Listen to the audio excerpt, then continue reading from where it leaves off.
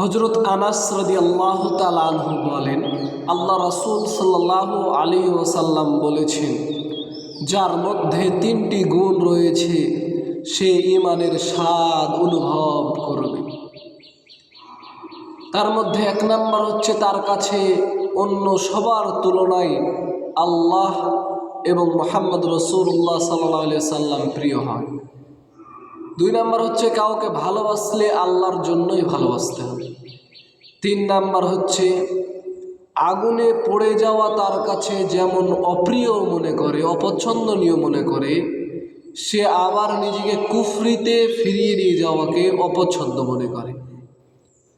আনাস রাদিয়াল্লাহু তাআলা আনহু বলছেন যে আল্লাহ রাসূল সাল্লাল্লাহু আলাইহি সাল্লাম বলেছেন যে প্রকৃতপক্ষে সেই ঈমানের স্বাদ অনুভব করতে পেরেছে যার মধ্যে তিনটা গুণ রয়েছে।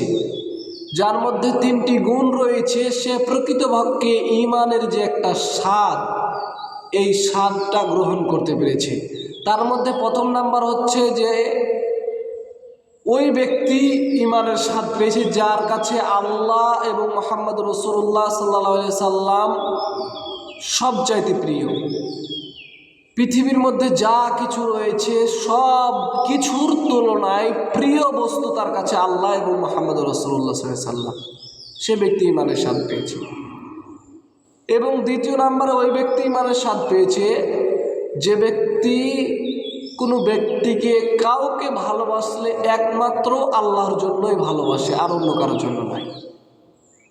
তিন নাম্বার হচ্ছে যে ব্যক্তি আগুনে ফিরে যাওয়াকে যেমনইভাবে অপ্রিয় মনে করে, অপছন্দনীয় মনে করে, সে নিজেকে কুফরিতে আবারও নিমজ্জিত হওয়াকে, পড়ে যাওয়াকে অপছন্দনীয় মনে করে।